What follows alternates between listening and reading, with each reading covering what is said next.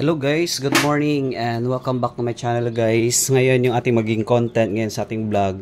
Ano nga ba yung purpose kung bakit mayroong numbers doon or pizza doon sa ating mga itlog, okay, na in-incubate natin. So yun guys, ito po yung bago na naman nating napahatch na mga sisiyo natin. Okay, tanggalin muna natin itong mga kanto guys. Yan, yung shell nila. Yan. So mayroon na tayo ditong 3 pirasong bagong hatch. Tapos ito mag-hatch pa lang. Yan. Okay. So ano nga ba yung purpose kung bakit merong numero or numbers yung or date yung ating mga itlog rito? Kasi nga yung purpose nito katulad nito. Yan. Mayroon po tayong number dito. Bali 29. So napakahalaga po guys na mayroong numero or date yung ating mga itlog rito. Kasi nga kapag walang numero yan guys, hindi mo ma-update kung ilang days na yung itlog natin na incubate rito. Kasi ito yung magiging basihan natin kung kailan mag-hatch. Halimbawa nito is 29. So nilagay ko ito guys noong January 29. So nilagay ko ng January 29, bali yung hatching ng mga itlog is umabot po siya ng 21 days.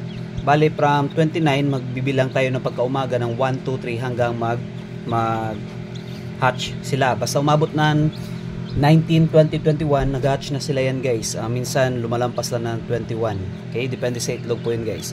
Okay, bale isa pa sa mga purpose kung bakit mayroong numero yung mga itlog natin, para in case na mag-candling po tayo ng mga itlog, alam po natin kung ilang days na po yung itlog sa loob nating egg incubator, tapos kung mayroong bang development sa loob or wala, para kapag halimbawa nang umabot na siya January 29 natin siya nilagay, tapos mga February 10 na wala pa rin development, itlog pa rin yung doon sa loob ng kano, walang na-develop na embryo or similya doon sa loob nating itlog. So pwede natin guys tanggalin yung itlog na yon para hindi po sayang yung ating kuryente sa pag-incubate. Kasi kahit umabot pa ng 100 days yon, hindi pa rin yung mabubuo or magiging sisiw.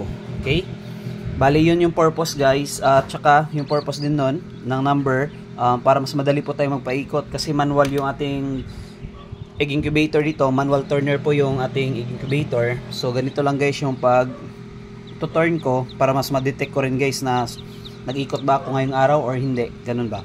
So bali ito 4, ganyan lang guys. Bali yung oras ngayon guys, alas 7 ng umaga, 7:30 to 8. At nang inikot ko ito guys ng 3 times a day, umaga, lunch at saka dinner. Okay, ito guys yung ginagawa ko, niikot ko lang yan. Iba-ibang numero yan guys. Ibig sabihin, iba-iba yung date kung kailan ko sila nilagay rito. Sa nag-upisa pala ng incubator guys, bali mga basic steps lang ito guys, or ginagawa ko sa pag-incubate. Sa mga magagaling na dyan guys, or biyasan sa pag-incubator, alam na nila ito guys yung kanilang ginagawa. Minsan kasi guys yung nilagay nila X lang. Nilagay nila rito is X.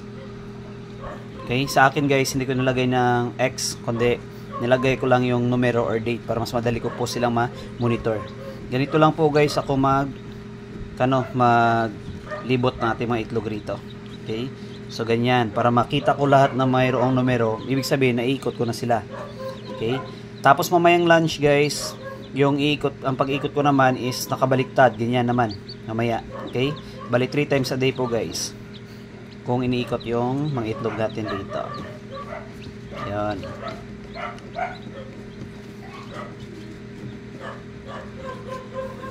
So ganito lang guys, ganito lang ako mag-ikot ng mga itlog natin rito. Okay, so tinatanggal ko sa loob ng ating egg incubator para hindi po ako mahirapan sa pagpaikot. Okay lang yan guys, goods naman yan, hindi naman agad mamatay yung sisiw kasi saglit lang naman inilabas natin sa ating egg incubator.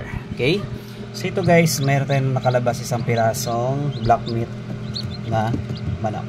Okay, so yun.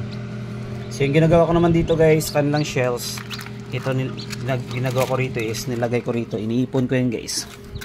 Wait, yan, iniipon ko dyan banda para kahit paano i-blend ko yun guys at patuka sa kanila kasi dagdag calcium din yung mga shell ng ating mga alagang manok. So yun lang guys yung purpose kung bakit naglagay ako ng numero dito sa ating mga itlog. So yun lang guys yung ating content sa ating vlog, and thank you guys for watching.